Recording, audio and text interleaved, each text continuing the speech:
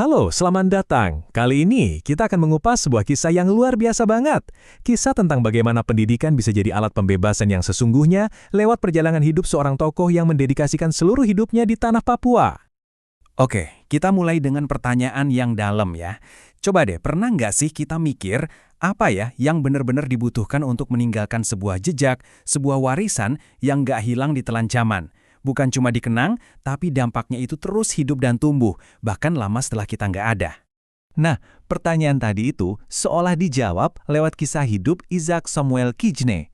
Dia ini seorang misionaris sekaligus pendidik, yang warisannya di Papua jadi bukti nyata kalau dampak lintas generasi itu benar-benar mungkin terjadi. Untuk bisa memahami kehebatan beliau, kita perlu banget menyelami visinya yang sangat mendalam untuk tanah Papua. Sebuah visi yang, jujur aja, jauh melampaui zamannya. Jadi, inti dari semua pemikirannya itu dia sebut sebagai Injil yang ditanam. Maksudnya apa sih? Gini, buat Kijne, iman itu bukan sesuatu yang pasif. Iman itu harus aktif, harus ditanam, dan dirawat lewat apa? Lewat pendidikan, pembentukan karakter, dan pengembangan manusia secara utuh. Jadi, ini bukan cuma soal rohani, tapi juga soal membentuk cara berpikir dan cara hidup seseorang. Dan kedalaman komitmennya itu tergambar jelas banget dari kutipan ini. Ini bukan sekedar kata-kata puitis loh, ini adalah sebuah deklarasi penyerahan diri total pada panggilannya. Siap memberikan segalanya, bahkan nyawanya untuk orang-orang yang dia layani. Oke, sekarang kita masuk ke bagian yang paling radikal, yang paling revolusioner dari pemikiran Kijne. Sesuatu yang benar-benar membedakan dia dari pandangan umum pada masanya, yaitu soal martabat manusia. Kita harus ingat ya konteks zaman itu. Saat itu, pandangan yang merendahkan masyarakat asli Papua itu sangat-sangat umum. Mereka sering dianggap, primitif dan gak punya potensi apa-apa. Nah, disinilah letak revolusinya.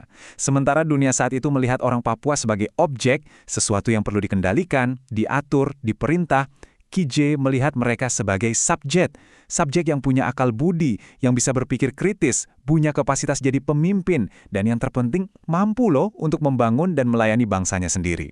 Jadi ini pergeseran total, dari yang tadinya mau mengontrol, jadi mau memberdayakan. Beda banget kan?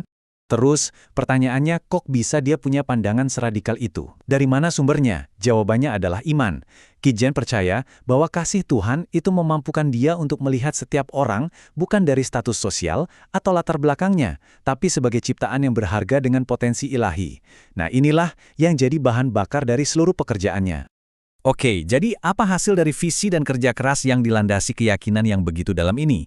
Yuk kita lihat warisan yang dia tinggalkan, yang efeknya terasa sampai lintas generasi.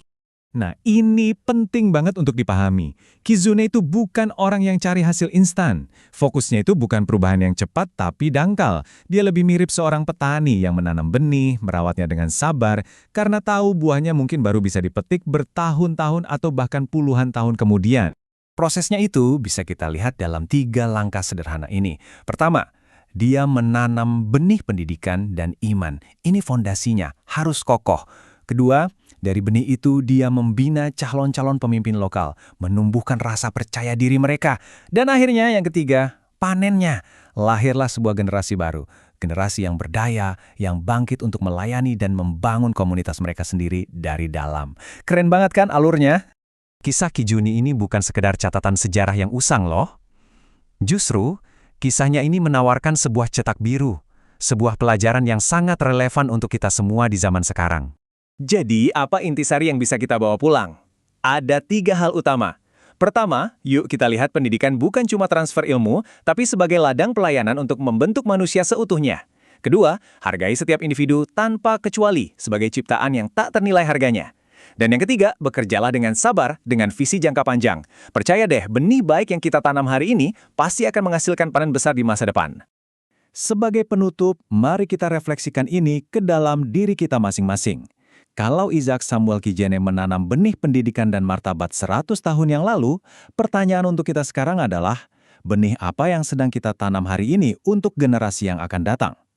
Terima kasih sudah menyimak.